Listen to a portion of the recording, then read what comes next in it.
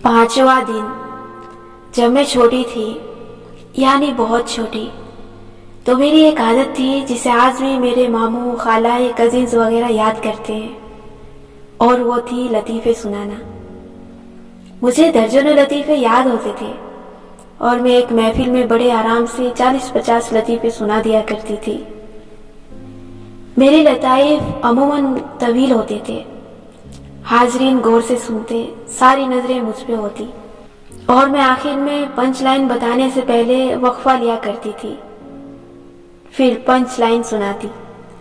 सामीन को समझने में 1 सेकंड या इससे भी कम वक्त लगता और फिर सब हंसने लग जाते।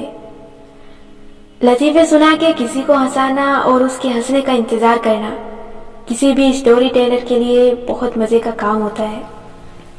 मैं हमेशा से ही स्टोरी टेलर थी, लेकिन वक्त के साथ मेरी कहानियां बदलती गई। अलबत्ता एक लतीफा है जिसको मैं हमेशा आज भी सुनाया करती हूँ। वो है सीख और अलमारी वाली कहानी। है तो ये एक अच्छा खासा रेसिस्ट लतीफा, लेकिन ये उस वक्त की बात है जब हम रेसिज्म से आशना न थे और हमारे खित्ते में फेयर एंड लवली का नाम फेयर एंड लवली ही था। हुआ यूं कि एक सिख एक मुसलमान की दुकान पे गया और उससे पूछा कि ये सुरमई रंग की अलमारी कितने में दोगे। मुसलमान ने उसे सर से पैर तक देखा और कहा, हम सिखों को माल नहीं बेचते। सिख को बहुत नागवार गुजरा, लेकिन वो वहां से चला गया। अगले दिन वो एक मुसलमान मौलवी का रूप धार के आया और अलमारी की कीमत पूछी।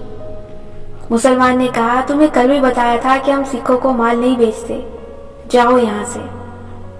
सिख हैरान हुआ कि उसे कैसे मालूम हुआ कि मैं वही हूँ। मुझे तो इस हुलिये में किसी और ने नहीं पहचाना, लेकिन खैर वो चला गया। मगर अलमारी उसे बहुत पसंद आई थी। वो उसे किसी भी कीमत पे हासिल करना चाहता था। अगले रोज वह एक बुद्धिस्ट भिक्षु के भेष में आया, उससे अगले रोज अंग्रेज के लिबास में। लेकिन हर दफा होलिया, दाढ़ी, मूछ और आवाज बदलने के बावजूद भी मुसलमान दुकानदार उसे फौरन पहचान लेता और चिढ़ के कहता, हम सिखों को माल नहीं बेचते, जाओ। आखिर में सिख तंग आ गया। उसने गुस्से से नकली दाढ़ी, मूछ उतार फेंकी और बोला, नहीं लेता मैं ये अलमारी, रखो अपने पास। बस मुझे इतना बता दो कि तुम मुझे हर दफा पहचान कैसे जाते हो। मुझे तो इस होलिये में मेरी माँ भी नहीं पहचान सकती। इस पे मुसलमान दुकानदार ने ठंडी सांस भरी और कहा, वो ऐसे सरदार जी कि तुम हर दफा जिस अलमारी की कीमत दरियाफ्त करते हो वो अलमारी नहीं, फ्रिज है। मैं आपको हंसने के लिए एक लम्हे का वक्त देती हूँ, फिर हम चलते हैं इस वजह की तरफ जिसके बाद मैं आपको ये कहानी सुना रही हूँ। मेरी एक रीडर थी, उसका नाम था करिश्मा। वो बहुत ज़हीन लड़की थी। उसकी उम्र 16 साल थी जब उसने मुझे पहली ईमेल भेजी।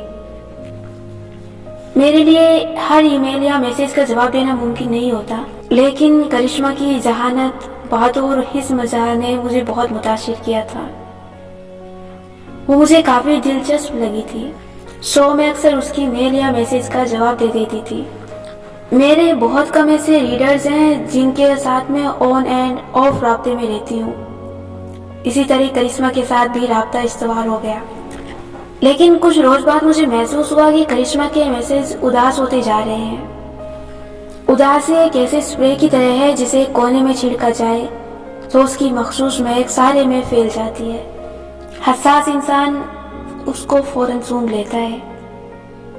मेरे पूछने पे करिश्मा ने अपनी जिंदगी के चंद एक मसाइल बयान किए जो हर एक की जिंदगी में मौजूद होते हैं। मैंने उसको वो हल बताया जो मेरे ज़हन में उन मसलों का बेहतरीन हल था। यूं आहिस्ता आहिस्ता वो मुझे अपने मसले बताने लगी। मैं कभी जवाब दे पाती, कभी कई दिन जवाब न दे सकती। लेकिन करिश्मा के मसाइल खत्म नहीं होते थे। वो एक के बाद एक मसले में फंस जाती थी। फिर एक रोज करिश्मा ने मुझे बताया कि उसे ब्रेन ट्यूमर डायग्नोज हुआ था। उसके बाद एक तकलीफ दह दौरानिया का आगाज हुआ। उसका शौकत खानम में इलाज शुरू हुआ और उसके मैसेजेस की उदासी बढ़ गई। एक तरफ वो पुरुम्मीद थी कि वो ठीक हो जाएगी, लेकिन दूसरी जानी बीमारी के खौफ ने उसे बहुत मायूस बना दिया था। اس کی باتوں میں اداسی، خود ترسی اور تلخی آنے لگی۔ میں نے آہستہ آہستہ اس سے بات کرنا کم کر دی۔ جب ڈاکٹر جی نے اسے صاف صاف بتا دیا کہ اس کے پاس 4 سے 6 ماہ سے زیادہ وقت نہیں ہے تو وہ مزید مایوس ہو گئی۔ پہلی دفعہ اس نے خود اپنے ہاتھوں سے اپنی زندگی ختم کرنے کی بات کی۔ میں نے بس ایک دفعہ اسے سمجھایا کہ ایسا نہ سوچا کرے، لیکن جب ہفتے بھر بعد اس نے شدید مایوسی کے عالم میں وہی بات دہرائی تو میں نے اس کو سمجھانا چھوڑ دیا۔ میں نے اس کی کال اٹھانا بھی ترک کر دی۔ میں کبھی اس کے میسج کا جواب دیتی، کبھی نہ دیتی۔ اسے محسوس ہوا کہ میرا رویہ اس سے روکھا ہو رہا ہے تو وہ مزید پریشان ہو گئی۔ اس کو اندازہ ہو گیا کہ یہ سب خودکشی کی بات کے بعد شروع ہوا ہے، سو اس نے ایک دن مجھے میسج کیا کہ آئندہ وہ ایسی بات نہیں کہے گی، لیکن میرا رویہ ہوں اچھا ٹھیک ہے اس سے زیادہ گرم جوش نہ ہوا۔ کرشمہ کی سمجھ میں نہیں آ رہا تھا کہ میں اس کی ایک غلط بات پہ اتنی ناراض کیوں ہو گئی ہوں۔ وہ بہت تکلیف سے بتاتی کہ اس کے پاس زندگی کم ہے اور اس کا کوئی دوست نہیں ہے۔ اگر میں بھی اسے یوں اگنور کروں گی تو اس کی یہ آخری ماہ مزید اذیتناک ہو جائیں گے، لیکن میں نے اسے اگنور کرنا شروع کر دیا، بالکل اگنور۔ میرے رویے سے وہ کافی دل برداشتہ ہوئی اور اس نے مجھے میسج کرنا چھوڑ دیا۔ چند دن گزرے تو اس کی امی کا مجھے میسج آیا کہ کرشمہ کی طبیعت بہت خراب ہے اور وہ ہاسپٹل میں ایڈمٹ ہے، آپ اس سے بات کر لیں، وہ آپ کو اپنا واحد دوست کہتی ہے۔ میں نے اس کی امی کو جواب میں لکھا کہ میں ضرور اس کو کال کروں گی، لیکن میں نے اسے کال نہیں کی۔ میں بالکل بے نیاز ہو گئی۔ مجھے اس کی امی کے 2-3 دفعہ میسج آئے لیکن میں نے ان کا جواب نہیں دیا۔ قریباً 1 ماہ بعد مجھے پوسٹ میں ایک خط ملا جو 20-25 صفحے کا تھا۔ وہ کرشمہ نے میرے لیے لکھا تھا۔ اس خط کی پہلی سطر یہ کہتی تھی کہ جب تک آپ کو یہ خط ملے گا میں اس دنیا سے جا چکی ہوں گی۔ میں نے یہ خط سرسریشہ پڑھا، کھویا بس نظر دوڑائی۔ پھر میں نے اپنا واٹس ایپ کھولا، کچھ دیر سوچتی رہی کہ اس کو میسج کروں یا نہیں۔ پھر میں نے میسج نہیں کیا، میں نے فون رکھ دیا۔ اگلے روز مجھے اس کی امی کا میسج آیا۔ اس میں لکھا تھا کہ کرشمہ نے گزشتہ سب اسپتال میں ہی خودکشی کر لی تھی۔ ساتھ ہی اس کی امی نے ایک جذباتی اور غصیلا پیغام میرے لیے لکھا تھا۔ اس میں انہوں نے مجھے برا بھلا کہنے کے بعد لکھا تھا کہ کوئی اتنا سنگ دل کیسے ہو سکتا ہے، وہ آپ کی ریڈر تھی، وہ ایک بیمار لڑکی تھی۔ آپ کا کوئی ریڈر آپ سے اتنی محبت اور عقیدت رکھے لیکن آپ اس کو اس طرح نظر انداز کریں۔ کیا آپ کو میری بیٹی پہ ذرا ترس نہیں آیا؟ کیا تھا جو مرنے سے پہلے آپ اس کو ذرا سی خوشی دے دیتی؟ اس نے آپ کے رویے کی وجہ سے خودکشی کی ہے۔ میں کافی دیر سوچتی رہی کہ اس بات کا کیا جواب دوں۔ پھر میں نے کوئی جواب دیے بنا فون رکھ دیا اور اپنے کام میں مصروف ہو گئی۔ اس کے بعد مجھے اگلے ہفتے میں اس کی امی کی طرف سے 4-5 مزید ای میلز موصول ہوئی۔ ہر ای میل میں انہوں نے اپنے بڑھتے ہوئے غم اور ڈراما کا ذمہ دار مجھے قرار دیا تھا۔ ان ای میلز میں غصے سے زیادہ حیرت ہوتی تھی کہ مانا کہ آپ مصروف ہوتی ہیں لیکن ایک ٹیومر کی پیشنٹ بچی کے لیے آپ کے پاس ذرا سا بھی وقت نہ تھا۔ آپ کو ذرا اس بچی پہ ترس نہیں آیا؟ اس کی امی کی آخری ای میل کو میں کافی دیر تک دیکھتی رہی، سوچتی رہی کہ جواب لکھوں یا نہ لکھوں۔ میرا جواب پڑھ کے دوسری جانب کی تکلیف بڑھ جائے گی، لیکن جواب لکھنا بھی ضروری تھا۔ بالآخر جواب لکھنا ضروری تھا، سو میں نے لکھنا شروع کیا۔ میں نے آپ کی ای میل پڑھی اور مجھے واقعی بہت افسوس ہوا۔ کس چیز کا افسوس یہ میں آپ کو بتاتی ہوں، لیکن پہلے مجھے بتائیں کہ آپ نے سیخ اور الماری والی کہانی سنی ہے؟ شاید نہیں، میں آپ کو سناتی ہوں۔ ایک سکھ ایک مسلمان کی دکان پہ گیا اور اس سے پوچھا کہ یہ الماری کتنے کی دو گے۔ میں نے پورا قصہ لکھا اور آخر میں سکھ کے پوچھنے پہ مسلمان نے بتایا کہ اسے سکھ کی پہچان ایسے ہوتی تھی کیونکہ جس چیز کی وہ قیمت دریافت کر رہا تھا وہ الماری نہیں، فریج تھا۔ میں ٹائپ کرتی گئی۔ دراصل سکھ حلیہ بدل لیتا تھا لیکن اس کا مدعا ایک ہی رہتا تھا۔ وہ مختلف روپ دھار کے آتا لیکن ایک ہی چیز مانگتا۔ دکاندار اس کو اس کے ویس سے نہیں، اس کی طلب سے پہچانتا تھا۔ آپ کا مسئلہ یہ ہے کہ آپ مجھ سے بار بار الماری مانگ رہی ہیں اور میرے پاس دینے کے لیے کوئی الماری نہیں ہے۔ میں نے ای میل بھیج دی اور پھر میں نے اس کو بلاک کر دیا تاکہ دوبارہ ان کی کوئی ای میل مجھے ڈسٹرب نہ کرے۔ لیکن میں آپ کو یہ کہانی کیوں سنا رہی ہوں؟ شاید آپ سمجھ گئے ہوں، شاید نہ سمجھے ہوں۔ جس دن اس لڑکی نے مجھے بتایا تھا کہ وہ خودکشی کرنے جا رہی ہے، میں سمجھ گئی تھی کہ اس کو نہ برین ٹیومر ہے، نہ وہ خودکشی کرنا چاہتی ہے، نہ وہ ہاسپٹل میں تھی، نہ ہی اس کی ماں مجھے ای میلز کرتی تھی۔ وہ ای میلز اپنی ماں کے نام سے کرشمہ خود ہی کرتی تھی۔ کرشمہ نے بعد ازاں خودکشی بھی نہیں کی تھی، وہ زندہ تھی۔ میں اس کا رائٹنگ اسٹائل پہچانتی تھی۔ الفاظ ہم لکھاریوں کا ہوم گراؤنڈ ہوتے ہیں، اس لیے ان کے ذریعے ہمارے ساتھ نہیں کھیلنا چاہیے۔ مجھے لوگوں کی آوازیں بھول سکتی ہیں، شکلیں موہ ہو سکتی ہیں، لیکن ہر شخص کا ٹیکسٹ ٹائپ کرنے کا ایک منفرد انداز ہوتا ہے۔ کرشمہ اور اس کی ماں کا انداز ایک جیسا تھا۔ وہ جتنے نئے نام بنا کے مجھے ای میلز کر لیتی، میں اسے اس کے مدعے سے پہچان لیتی تھی، کیونکہ ہر بات کا اشارہ ایک ہی طرف تھا، مجھے توجہ دو، مجھے تمہاری توجہ چاہیے۔ وہ ہر ای میل میں مجھ سے الماری مانگتی تھی۔ اگر آپ یہ سوچ رہے ہیں کہ میں کتنی عقل مند ہوں جو اس کے فریب کو پہلے دن سے پہچان گئی تھی، تو آپ غلط ہیں۔ میں اتنی عقل مند نہیں ہوں، لیکن میرے ساتھ ایسا پہلے ہو چکا تھا۔ کئی دفعہ بہت سے ایسے ریڈرز یعنی فین میرے سیلیبریٹی سائڈ سے متاثر ہو کے ایسے کام کر چکے تھے۔ آہستہ آہستہ مجھے ان کی پہچان ہونے لگی، اور جب کرشمہ والا واقعہ ہوا تو مجھے شروع میں ہی سمجھ میں آ گیا۔ ماضی کی غلطیوں سے میں نے یہ سیکھا تھا کہ نیڈی اور کلنگی رویے کی جیسے ہی پہچان ہو جائے، اس سے فوراً دور بھاگ جانا چاہیے۔ مجھے معلوم تھا کہ کرشمہ زندہ تھی اور ٹھیک تھی۔ وہ یہ کہانیاں صرف میری توجہ حاصل کرنے کے لیے گھڑا کرتی تھی۔ میں جواب میں اسے کچھ سخت نہیں کہنا چاہتی تھی، اس لیے میں اسے اگنور کرنے لگ گئی تھی۔ یہ بھی میری غلطی تھی، کیونکہ سائلنٹ ٹریٹمنٹ بھی نقصان دہ ہوتی ہے آپ دونوں کے لیے۔ کسی کو چپکی مار نہیں مارنی چاہیے، ہمیشہ گفتگو کر کے تعلق ختم کرنا چاہیے۔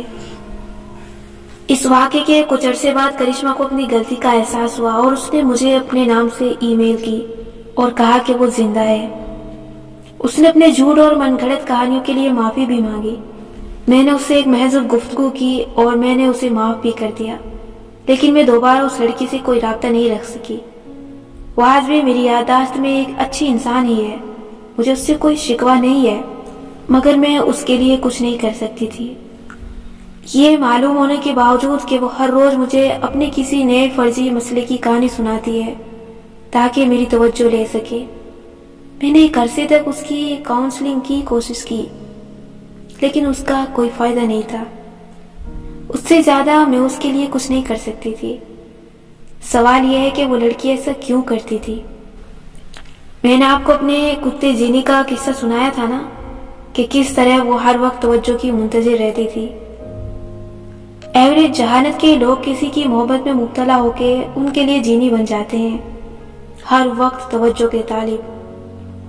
ان کو اپنے آپ سے محبت نہیں ہوتی، سو ان کے دل کا پرندہ نہیں ہوتا، اور اس سے محبت کی توانائی امڑ امڑ کے باہر گر رہی ہوتی ہے۔ اس لیے وہ اس زائد محبت کو کسی ایک انسان پہ صرف کرنا شروع کر دیتے ہیں۔ لیکن زیادہ ذہین لوگ ایسی محبت کا شکار ہو جائیں جو رومانوی اور افلاطونی دونوں ہو سکتی ہیں، تو وہ توجہ حاصل کرنے کے بہانے ڈھونڈتے ہیں، محبوب سے رابطے میں رہنے کی سچویشن پیدا کرتے ہیں۔ شروع میں وہ اصلی مسائل لے کر آتے ہیں، ان کی محبوب شخصیت ان کا حل کرتی رہتی ہے، لیکن اس سے ان کی تشکیل نہیں ہوتی۔ آہستہ آہستہ ان کے پاس بہانے ختم ہونے لگتے ہیں تو وہ بہانے گھڑنا شروع کر دیتے ہیں۔ ایسے لوگ یہ کیوں کرتے ہیں؟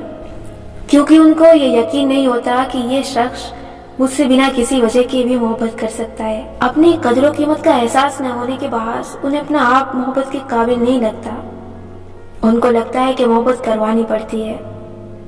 یوں وہ ایسی کہانیاں گڑھتے ہیں جس سے محبوب کو ان سے ہمدردی محسوس ہو۔ یہ وہ لفظ تھا جس کی طرف میں آ رہی تھی۔ میں آپ کو یہ کہانی کیوں سنا رہی ہوں؟ کیونکہ آپ کی زندگی میں بھی شاید کوئی ایسا شخص آپ کے پیچھے پڑا ہو جس سے آپ کو گھٹن محسوس ہوتی ہو، یا ہو سکتا ہے آپ بھی کسی کی ہمدردی اور توجہ کے طالب بنے ہوئے ہوں۔ کیا یہ رویہ آپ کے اندر بھی ہے؟ یہ جاننے کے لیے سوچیں کہ کہیں مجھے بھی کسی خاص شخص کی ہمدردی کی چاہت تو نہیں ہے۔ کیا کوئی ایسا شخص ہے جس کو آپ اپنا مرہم بنانا چاہتے ہیں؟ وہ میرے دکھ کو محسوس کرے، اس کو میری تکلیف کا احساس ہو، وہ میرے زخم کے راستے میرے اندر اترے، نہ کہ میرے دل کے راستے سے۔ کیا آپ ایسے انسان ہیں؟ اگر ہے تو آپ کو ایسا انسان کیوں نہیں ہونا چاہیے؟ کیونکہ ایسا توجہ کو متقاضی انسان اپنے زخم کے راستے سے دوسرے کے دل میں اترنا چاہتا ہے، لیکن زخم بدبودار ہوتا ہے، اس پہ گندا خون جمع ہوتا ہے۔ آپ زبردستی کسی کو اپنے زخم کے قریب لا کے اسے جمع ہوا خون سونگنے پہ مجبور کریں تو وہ مروت میں اسے سونگ تو لے گا، لیکن اس کے اندر ناگواریت بھر جائے گی، وہ فوراً پیچھے ہٹ جائے گا۔ ایسے ذہین عاشق اس بات سے ناواقف ہوتے ہیں، وہ محبوب کے سامنے خود کو بیچار، کمزور اور بے بس ظاہر کرتے ہیں، گویا یہ کہہ رہے ہوں کہ ہم تب تک ٹھیک رہیں گے جب تک تم ہمیں توجہ دیتے رہو گے، تم میرے زخموں کو بھرو، میرے مسئلوں کو سنو، مجھے مکمل کرو، مجھے تمہاری ضرورت ہے۔ ایسے ذہین عاشقوں کو واقعی محسوس ہوتا ہے کہ صرف اس کا محبوب ہی اس کا مسیحا بن کے اسے تندرست کر سکتا ہے۔ کرنا بھی چاہیے۔ ہم ڈائجسٹ کی کہانیاں یا فلموں ڈراموں میں اکثر یہ لائن سنتے ہیں کہ تم میرے غموں کو سمیٹ لو، لیکن کوئی انسان کسی دوسرے کے غم نہیں سمیٹ سکتا، نہ کسی انسان سے دوستی یا تعلق خوشی حاصل کرنے کے لیے بنایا جاتا ہے۔ یہ بات ہم سب کو سمجھنے کی ضرورت ہے۔ ایسا عاشق چاہتا ہے کہ محبوب اس کے غم سمیٹ لے، لیکن محبوب ایسا نہیں کرتا۔ عاشق اس بات پہ بے بسی اور خود ترشی کا شکار ہو جاتا ہے۔ وہ میرا درد کیوں نہیں محسوس کر رہا؟ میں روز اس کو اپنا ایک نیا غم سناتا ہوں، لیکن وہ مجھ سے دور کھینچ رہا ہے، کیوں؟ محبوب دن بدن اپنے عاشق سے اکتانے لگتا ہے۔ ایسے میں عاشق اپنے اندر محبوب سے شکوے پالنے لگتا ہے۔ اس کے دل میں ایسے خیال چلتے ہیں، اس شخص کے پاس میرے دل کی چابی تھی، پھر بھی اس نے میرا علاج نہیں کیا۔ اس کا ایک میسج مجھے خوش کر سکتا تھا، ایک کال کر لیتا تو میرا دن اچھا گزرتا۔ کتنا ظالم اور بے حس شخص ہے یہ، مجھے اس سے کیوں اتنی محبت تھی؟ میں اس سے نفرت کرتا ہوں، مجھے اس سے نفرت ہے۔ عاشق ایک وقت میں اس سے شدید نفرت کے ساتھ شدید محبت بھی کرتا ہے۔ محبوب ذرا توجہ دے تو وہ سب بھلا کے فوراً اس کی طرف لپک جائے گا۔ محبوب اگنور کرے تو اسے شدید نفرت کرے گا۔ اگر محبوب توجہ نہیں دے رہا تو اس کا مطلب ہے کہ محبوب کو عاشق اب اچھا نہیں لگتا، سو عاشق کو اپنا آپ بھی اچھا نہیں لگتا۔ محبوب اس کے میسج کا جواب نہ دے تو عاشق کا سارا دن برا گزرتا ہے۔ دراصل وہ محبوب سے نفرت نہیں کرتا، وہ اپنے آپ سے نفرت کرنے لگتا ہے اور سمجھتا ہے کہ یہ محبوب ہے جو اب مجھے برا لگنے لگ گیا ہے۔ اس کو کہتے ہیں ٹراما بونڈنگ۔ اپنی ٹراما یعنی غم یا صدمے کے ذریعے کسی سے جڑنے کی کوشش کرنا، دوسرے الفاظ میں اپنے زخم کے راستے کسی کو خود سے محبت کروانے کی کوشش کرنا۔ یہاں ٹراما بونڈنگ کی کوشش کرنے والے عاشق سے کون سی دو غلطیاں ہو رہی ہیں؟ پہلی اس کی لا علمی ہے۔ ایسے عاشق وہ لوگ ہوتے ہیں جنہوں نے کبھی کسی سے صحت مند اور متوازن تعلق نہیں بنایا ہوتا۔ بچپن میں ہونے والے برے واقعات یا کوئی پرانا ٹراما جس سے وہ کبھی نہیں نکل سکے، ان سے بڑے ہو کے بھی ایسے ٹاکسک تعلقات بنواتا ہے۔ نہیں سمجھے؟ دیکھیں، جب انسان کبھی کسی صحت مند رشتے میں بندھا نہیں ہوتا تو اس کو معلوم نہیں ہوتا کہ صحت مند تعلقات کیا ہوتا ہے۔ جیسے یہ بچی عمر میں چھوٹی تھی، اس کو تعلق بنانے کا پہلا اصول نہیں معلوم تھا کہ آپ کسی سے دوستی، محبت یا نکاح کا تعلق اس لیے نہیں جوڑتے کہ آپ کو خوشی ملے۔ اگر آپ خوشی کی تلاش میں رشتہ جوڑ رہے ہیں اور آپ کو لگتا ہے کہ یہ رشتہ آپ کو خوش کرے گا تو ایسا نہیں ہوگا۔ آپ شادی یا دوستی اس تعلق کو پا لینے کے بعد بھی ناخوش اور محروم ہی رہیں گے، ترس سے ہوئے، کسی کمی کا شکار، نامکمل۔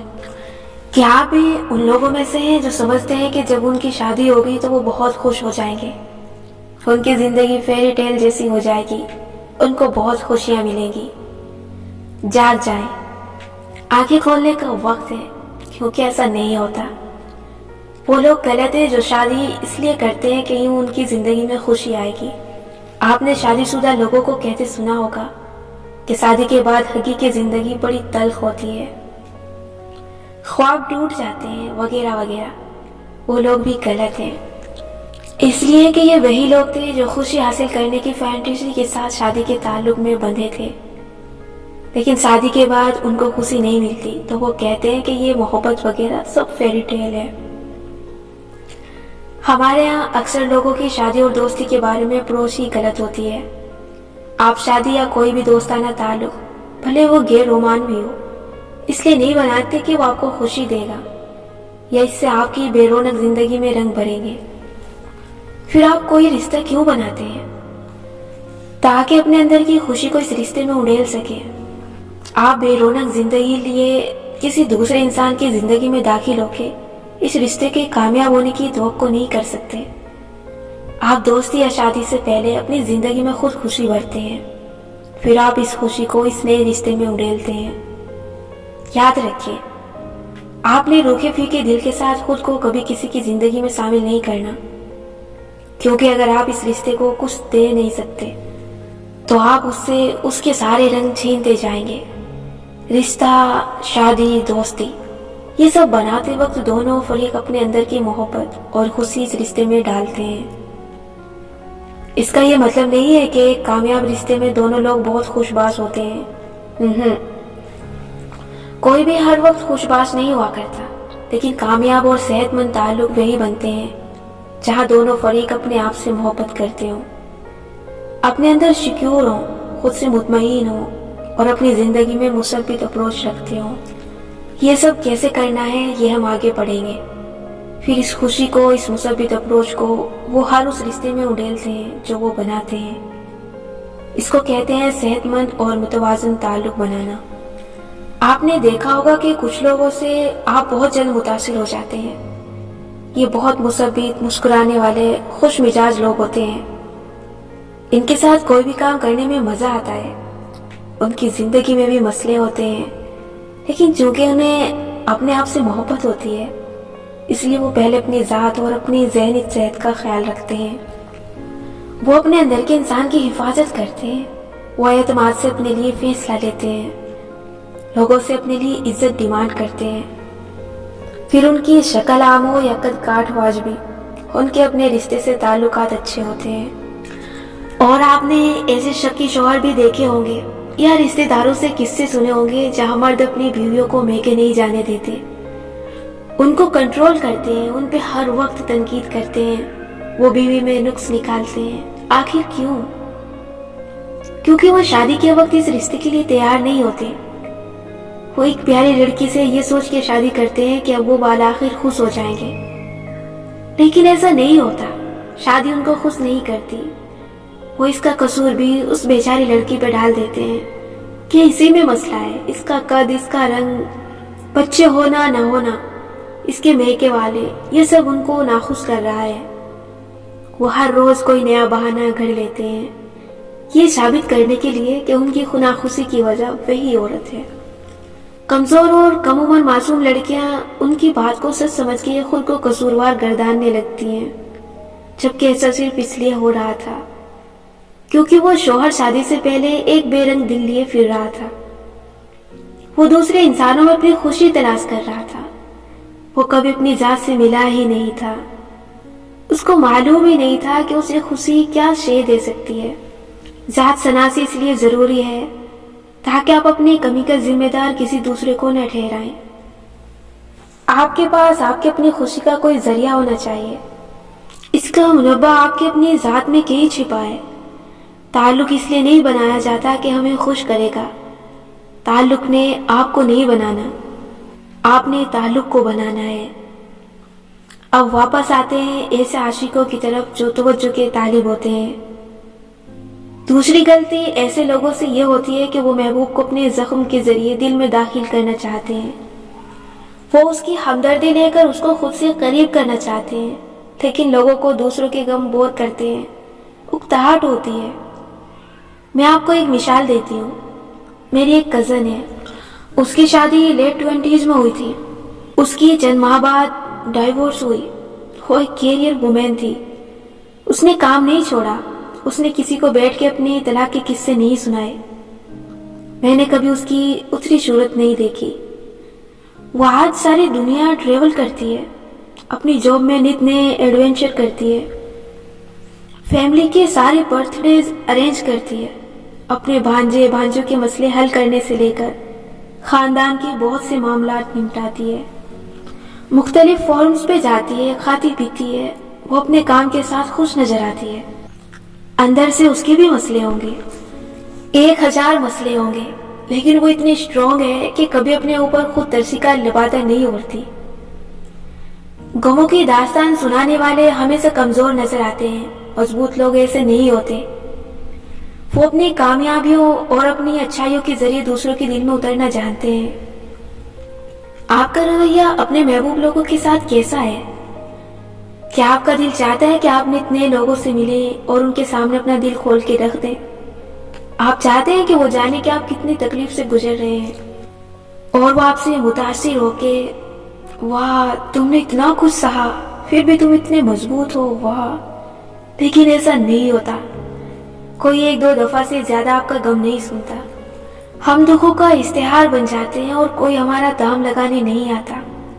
شاید آپ کہیں کہ نہیں, آپ غلط کہہ رہی ہیں, ہمارے دکھ لوگ سنتے ہیں اور اچھے مشورے بھی دیتے ہیں اور ہم سے اکتاتے بھی نہیں ہیں. کیا واقعی؟ مانا کہ آپ نے جس کو بھی اپنے غم سنائے اس نے تسلی سے سن لیا, لیکن کیوں؟ ایسا کیوں ہے کہ آپ کو ہر چند دن بعد ایک نئے سامع کی ضرورت پڑتی ہے؟ 1-2 قریبی دوستوں کو اپنے غم بتانے سے آپ کی تسلی کیوں نہیں ہوتی؟ یہ سوال آپ پہ تب لاگو ہوتا ہے جب آپ ٹراما بانڈنگ کی خواہش رکھنے والے ہوں. اگر آپ ایسے نہیں ہیں تو ان باتوں کو پرسنل نہ لیں, ان کو سمجھ کے پڑھ لیں, یہ آگے بھی آپ کے کام آئیں گی. انسان ٹراما کے ذریعے کسی سے بانڈنگ کی خواہش کب رکھتا ہے؟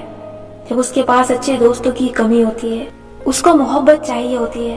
وہ سمجھتا ہے کہ اپنا دکھی دل لوگوں کو دکھانے سے وہ اس کے قریب ہو جائیں گے. وہ یہ سب لوگوں کی توجہ کے لیے کرتا ہے. میں بیمار ہوں, میں دکھی ہوں, تم مجھے صحت مند بناؤ, تم میری دوا بن جاؤ. یہ ٹراما بانڈنگ ہے اور یہ سب سے ناپسندیدہ رویہ ہے. اگر یہ رویہ آپ کے اندر بھی ہے تو ایک بات جان لیں کہ آپ اس رویے سے کبھی کسی کو اٹریکٹ نہیں کر سکتے. یہ بات آپ ذہن میں بٹھا لیں. اگر ٹراما بانڈنگ کام کرتی ہے تو صرف ان لوگوں کے لیے جہاں دوسرا فریق بھی ذہنی مریض ہوتا ہے اور دونوں ایک دوسرے کے ساتھ بانڈ ہو کے مزید پستی میں گرتے جاتے ہیں. ذہنی طور پہ صحت مند لوگوں کے اوپر یہ کام نہیں کرتی. لوگ ایسے شخص کو سخت ناپسند کرتے ہیں جس کی زبان ہر وقت دکھوں کی داستان سنائے, اور ذہنی طور پہ صحت مند انسان فوراً ایسے انسانوں کو سون لیتا ہے جو ٹراما کے ذریعے اس کے اوپر انحصار کرنے کی خواہش رکھے. میرے کئی ریڈرز مجھے میسیج اور میلز کرتے ہیں. میں بہت سو کو جواب دیتی ہوں, لیکن مجھے جہاں بھی لگے کہ میری کوئی ریڈرز مجھ سے آبسیسو ہے, کچھ زیادہ ہی میسیج کر رہی ہے, ایسے جیسے اس کو میں نے جواب نہیں دیا تو اس کا سارا دن برا گزرے گا, وہاں میں اس ریڈرز کو فوراً جواب دینا ترک کر دیتی ہوں. شاید آپ کو لگے کہ میرا یہ رویہ سخت ہے, لیکن میں اپنی لڑکیوں کو مضبوط دیکھنا چاہتی ہوں. میں کبھی نہیں چاہوں گی کہ وہ میرے میسج کے انتظار میں وقت ضائع کریں. میں اس رویے کی حوصلہ شکنی کرتی ہوں. یہاں وہ ریڈرز مراد نہیں ہے جن کو رائٹر اگر ایک میسج کرے تو ان کا سارا دن اچھا گزرتا ہے. یہ تو ایک نیچرل سا رویہ ہے. میرے فیوریٹ ایکٹرز اور رائٹرز یا سیلیبریٹیز آج بھی اگر میرے کسی کمنٹ کو صرف لائک ہی کرتے ہیں تو میرا دل خوشی سے پھولے نہیں سماتا, سارا دن اچھا گزرتا ہے. یہ بالکل مختلف چیز ہے. یہ فین گرلنگ ہے, مگر یہ ٹاکسک تب بنے گی جب میں کریزی طریقے سے کسی سیلیبریٹی کو میسج کروں, اس کو بار بار لکھوں کہ وہ مجھ سے دوستی کر لے, اور میں اس سے دوستی کرنے کے خواب دیکھوں, وہ مجھ سے قریب ہو جائے, وہ میری زندگی کی کہانی سنے, اسے میرے بارے میں علم ہو, اور میں اس چیز کی کوشش بھی کرنے لگ جاؤں. نہیں بھائی, مجھے کیا ضرورت ہے اس سے قریب ہونے کی. کمنٹ لائک کرتے, آٹوگراف یا سیلفی مل جائے, بات کا جواب دیتے, بس بہت ہے. وہ اپنی زندگی میں خوش, میں اپنی زندگی میں. میری خوشی اس پہ منحصر تھوڑی ہے. میری ایک ریڈر ایسی بھی رہی ہے جو 10H میں مجھے بہت آبسیشن کے ساتھ میسج کیا کرتی تھی. میں اس سے زیادہ بات نہیں کرتی تھی. اس نے ایک دفعہ وجہ پوچھی تو میں نے کہا میں نہیں چاہتی کہ تم اپنی خوشی ڈھونڈنے کے لیے مجھے اپنی بیساکھی بنا لو. میں کسی کی بیساکھی نہیں بننا چاہتی. وہ لڑکی اس بات کو سمجھ گئی. وہ اس فیز سے نکل آئی. میں نے اس لڑکی کو واقعتاً گرو ہوتے دیکھا. وہ اپنا ہیرو خود بن گئی. آج وہ ایک کامیاب کیریئر وومین ہے اور اب اس کی میرے ساتھ بہت اچھی دوستی ہے، کیونکہ جب میں نے اسے ایک آزاد خود انحصار انسان بنتے دیکھا تو مجھے اس سے بات کرنا اور اس سے دوستی کرنا اچھا لگنے لگا. ہمارا تعلق بیلنس ہو گیا. لیکن کئی برس پہلے اگر میں ہر وقت اس کو توجہ دیتی، اس کو فکس کرنے کی کوشش کرتی، تو یہ چیز اس کو مزید میرے اوپر انحصار کرنا سکھاتی. یہ ہم دونوں کے لیے نقصان دہ تھا.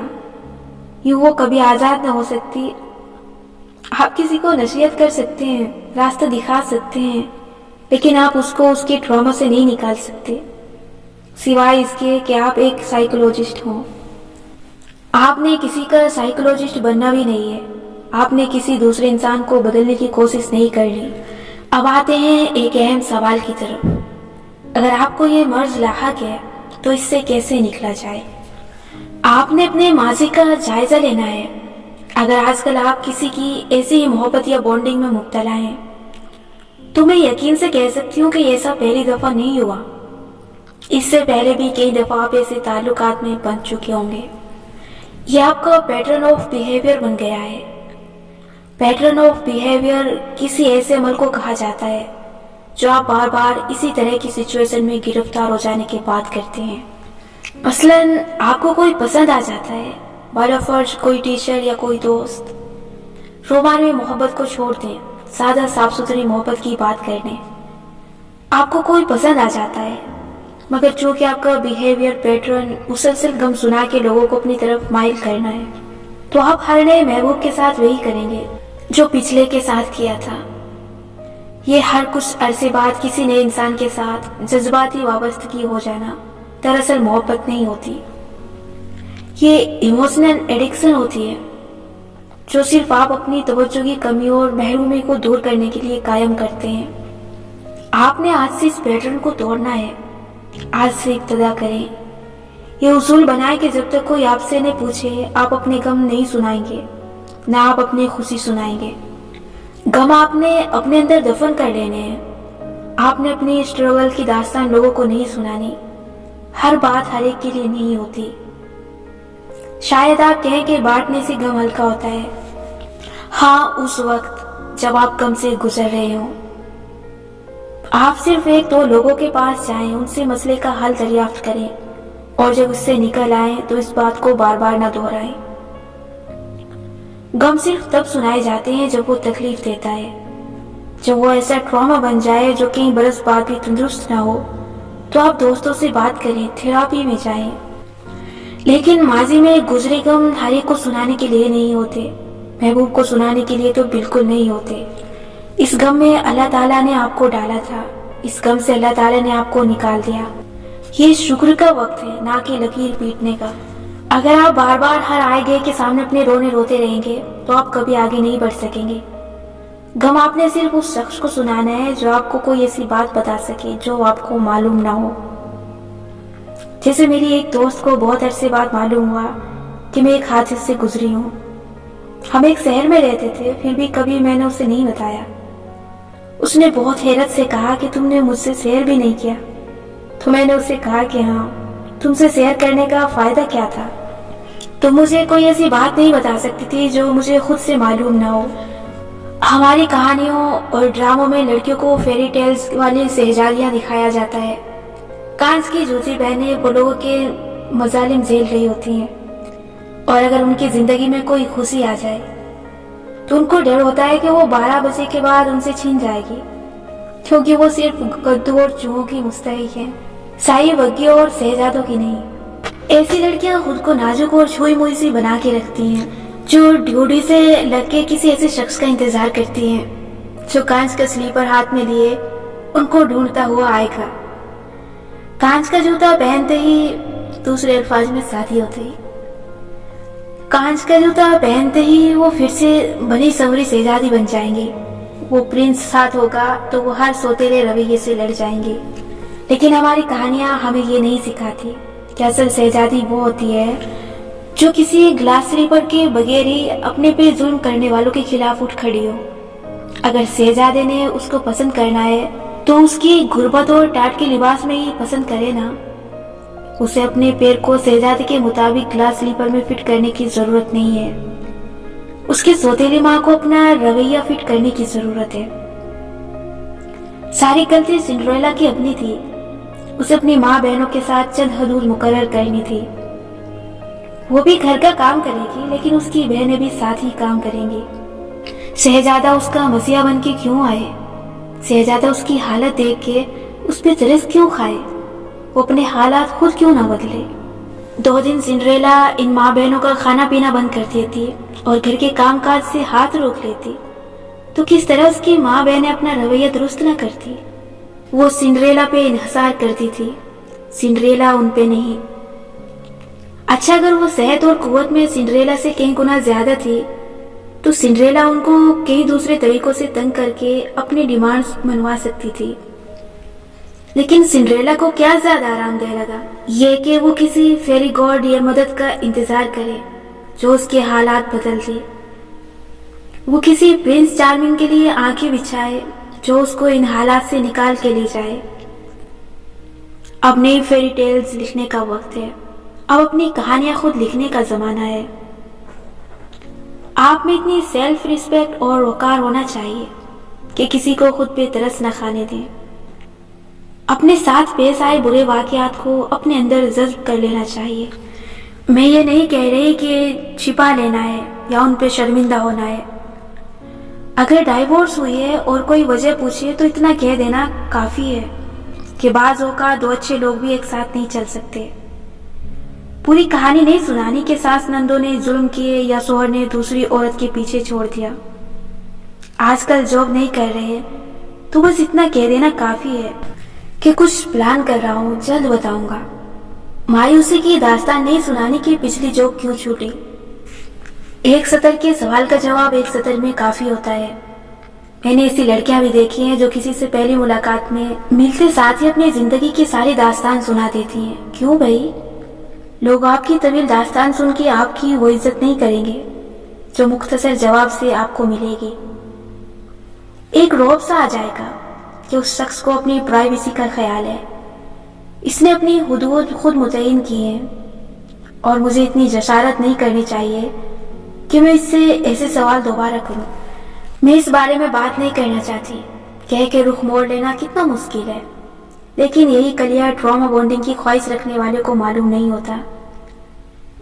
वो कम सुना सुना के लोगों की तवज्जो चाहता है, हालांकि ये इंसान का एक बावकार मिस्ट्री होना है जो उसे इज्जत दिलाता है, लोगों को इसकी तरफ मुतवज्जह करता है और उसे पुरकशिश बनाता है।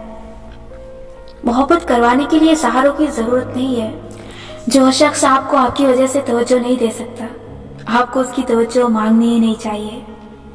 लोग ट्रॉमा बॉन्डिंग से इसलिए झूठा चाहते हैं क्योंकि उन्हें खुद पे यकीन नहीं होता।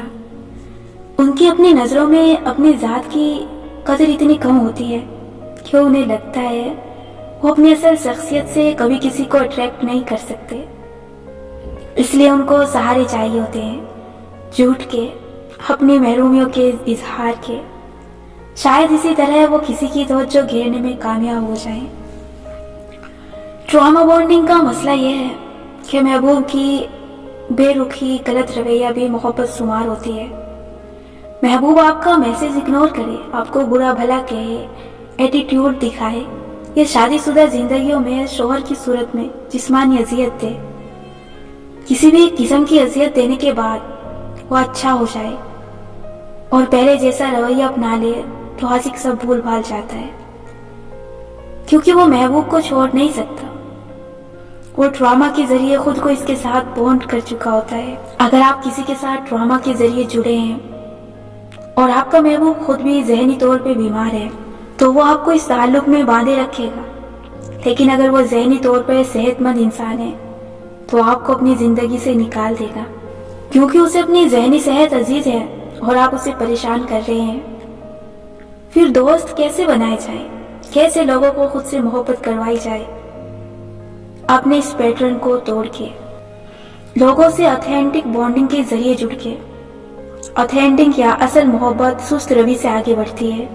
जैसे जैसे आप इंसान को जानते हैं वैसे वैसे उसकी मोहब्बत में गिरफ्तार होते हैं। जबकि ट्रॉमा बॉन्डिंग एक जादुई सा असर होता है। आप किसी से इतने मुतासिर हो जाते हैं, उसकी मोहब्बत में इतने अंधे हो जाते हैं कि आपको उनके अलावा कुछ नजर नहीं आता।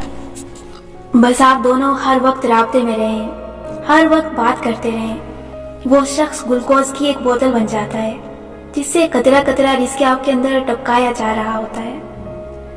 यहाँ खुराक रुकी, यहाँ आप चले पैर की बिल्ली की तरह इधर उधर इस तरह में चक्कर काटने लगे। ट्रॉमा बॉन्डिंग में जुदाई बेकरार कर देती है, महबूब का दूर जाना बेचैन कर देता है। ये नॉर्मल नहीं है। असल मोहब्बत आपको आजाद कर देती है, आपको दोस्त या महबूब की कंपनी खुश करती है और उसके दूर जाने पे भले आप उसको मिस करें, लेकिन आपकी अपनी भी कोई जिंदगी होती है। असल मोहब्बत तवाज़ुन के साथ होती है। वो मैसेज का जवाब ना दे तो आप समझ जाते हैं कि वो मसरूफ है, उसकी भी कोई जिंदगी है जैसे आपकी है। ट्रॉमा बॉन्डिंग में आप महबूब के साथ खुद को खुश महसूस करते हैं। असल मोहब्बत में आप महबूब के साथ खुद को सिक्योर महसूस करते हैं। लोगों से ऑथेंटिक तरीके से बॉन्ड होने का तरीका वही पुराना है जिसके जरिए हर अजीम मोहब्बत जन्म लेती है और परवान चढ़ती है, और वो है अपने महबूब को अपने अंदर के असल इंसान से मिलवाना। किसी को आपसे मोहब्बत तब होगी जब वो आपके अंदर के असल इंसान को जानने लगे। यानी आपको क्या पसंद है, क्या नापसंद है, आपके शौक क्या हैं, वैल्यूज क्या हैं। क्या आप लोगों से मेहरबानी का रवैया रखते हैं, दूसरों की मदद करते हैं? क्या आपकी हिस्स-मिज़ाज अच्छी है? क्या आप एक फन पर्सन है या बोरिंग? आप लोगों को अपने रवैये, बातों और इखलाक से कंफर्टेबल महसूस करवाते हैं या नहीं? क्या आप लोगों को कुछ नया सिखाते हैं? क्या लोग आपके पास से खुशी से उठते हैं या भारी दिल के साथ? आपके बारे में ये बातें जान लेने के बाद कोई शख्स या आपसे दूर चला जाता है या आपके करीब आ जाता है, ये उस शख्स पे भी मुनहसिर है कि वो खुद किस चीज़ की कदर करता है। अगर आप एक मेहरबान इंसान हैं और वो खुद गर्ज और मफाद परस्त, तो वो आपको बेवकूफ़ गर्दान के दूर हो जाएगा। वो आपके काबिल ही नहीं था। याद रखें, आप अपने जैसे लोगों को अट्रैक्ट करते हैं। इसीलिए जब आप खुद को मुसब्बित बनाते हैं तो आप मुसब्बित लोगों को अट्रैक्ट करने लग जाते हैं और मनफी लोगों को जल्द पहचान के उनसे दूर हट जाते हैं। कहने का मकसद ये है कि ये बातें यानी आपकी शख्सियत कैसी है, ये है वो चीज़ जिसे जान के लोग आपसे मोहब्बत करते हैं। आपने अपने गमों की दास्तान से उनको खुद से करीब नहीं करना, खुली किताब बनके लोगों के सामने नहीं घूमना। आपने लोगों को अपना ताक़ुब करने देना है। दूसरों को इतना मौका और वक्त तो दें कि वो आपकी जुस्तजू के सफर पे निकले, वो आपको तलाश कर सकें और पर्द दर पर्द आपके अंदर के इंसान को खोजें। और अगर वो इंसान मुसब्बित और अच्छा है, अपने आप से मोहब्बत करने वाला है, तो लोग खुद ब खुद आपसे मोहब्बत करने लगेंगे। कहने को ये किताबी बात लगती है, लेकिन जब तक आप खुद से ताल्लुक कायम नहीं करते, दूसरों से खुद को जोड़ना नीरी बेवकूफ़ी है। और खुद से ताल्लुक कैसे कायम करना है? उसी ऑथेंटिक बॉन्डिंग से जिससे बाद में आपने दूसरों से जुड़ना है, यानी अपने अंदर के अच्छे इंसान से मिलके, अपने आप को जान के, अपनी खूबियों को पहचान के। जब आप अपने रवैये का जायजा लेने लग जाते हैं, अपनी खामियों पे काम करने लगते हैं, तब आप पे अपनी ही ज़ात के कुछ ऐसे पहलू भी खुलते हैं जिनसे पहले आप नास न थे। जो आपसे आपको जान के भी जुड़ नहीं पा रहा, वो आपके लिए है ही नहीं, वो इस काबिल ही नहीं है कि उस पे वक्त जाया किया जाए। खुद को उसके साइज की कांच की जूती में फिट करने की कोशिश ना करें। यहाँ तक हमने बात की इसे ट्रॉमा बॉन्डिंग रवैये की, जो आपके अंदर शायद मौजूद हो, शायद ना हो, लेकिन शायद ये सब किसी ऐसे इंसान में मौजूद हो जो आपके लिए इस वक्त एक आजमाइश बना हो। क्या ऐसा है? अपनी जिंदगी का जायजा लें।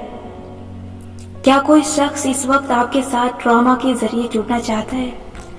मैं स्कूल कॉलेजेस की लड़कियों में अक्सर देखती हूँ کہ وہ کسی لڑکی کو پسند نہ کرنے کے باوجود کہتی ہیں کہ یہ بیچاری مجھے بہت پسند کرتی ہے، یہ کہتی ہے کہ میرے ساتھ بات کرنے سے اس کے مسئلے حل ہونے لگتے ہیں، اس لیے میں اس سے دوستی رکھنے پہ مجبور ہوں۔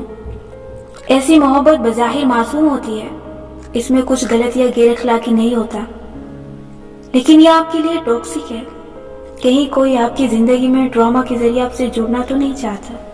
اور کیسے معلوم ہوگا کہ ایسا شخص واقعی ٹاکسک ہے یا نہیں؟ یہ جاننے کے لیے ایک ایکسرسائز کریں۔ اپنے ذہن میں کسی ایسے شخص کو لائیں جو آپ سے شدید محبت کا دعویٰ کرتا ہو، اور پھر درجہ ذیل سوالات کے جواب سوچیں۔ کیا جب وہ شخص آپ پہ اپنا غصہ یا جذباتی لاوا نکالتا ہے تو آپ اس کو یہ سوچ کے جسٹیفائی کرتے ہیں کہ وہ بیچارہ اپنی فرسٹریشن نکال رہا ہے؟ کیا اس کے ہر وقت آپ کے پیچھے پڑے رہنے کو آپ محبت گردانتے ہیں اور سوچتے ہیں کہ وہ ایسا اس لیے کرتا ہے کیونکہ وہ آپ کے ساتھ سارا وقت گزارنا چاہتا ہے؟ آپ کو معلوم ہے کہ اس کے ساتھ کچھ مسئلے ہیں، مگر کیا آپ اس شخص کو فکس کرنا چاہتے ہیں؟ کیا آپ کو لگتا ہے کہ اس کو آپ کی ضرورت ہے، ورنہ وہ کہیں کھو جائے گا، تباہ ہو جائے گا، اس کو آپ کے بغیر کیا بنے گا؟ کیا آپ اس کی یہ باتیں اس لیے سنتے ہیں کیونکہ وہ آپ کے خیال میں آپ سے محبت کرتا ہے؟ البتہ آپ کو اس سے محبت نہیں ہے۔ کیا آپ کو لگتا ہے کہ اگر آپ نے اسے چھوڑ دیا تو وہ خود کو نقصان نہ پہنچا دے؟ کیا آپ یہ امید رکھتے ہیں کہ وہ کبھی بدل جائے گا، وہ ٹھیک ہو جائے گا، بھلے وہ آپ کے ساتھ جو بھی کرے؟ آپ کو اس پہ پیار نہیں آتا، ترس آتا ہے، اور آپ بس اس کی مدد کرنا چاہتے ہیں۔ آپ اس سے اختلاف کرنے سے اعتراض کرتے ہیں کیونکہ اس کا اختلاف پہ جذباتی رد عمل بہت شدید ہوتا ہے، اور آپ کے اندر اس سے ڈیل کرنے کی توانائی نہیں ہے۔ وہ اکثر آپ کی لا تعلقی کو اپنی تباہی کی وجہ بتاتا ہے، اور آپ خود میں گلٹی محسوس کرنے لگتے ہیں۔ آپ بار بار اس کو اس کے غلط رویے کے لیے معاف کر دیتے ہیں۔ اگر درجہ بالا سوالات میں سے 3 کے جوابات بھی ہاں میں ہیں تو یہ جان لیجئے کہ آپ ایک ٹراما بونڈنگ میں پھنسے ہیں۔ اب چند باتیں ہیں جو آپ کو سمجھ لینی چاہیے کیونکہ آپ اس سچویشن میں محبوب ہیں۔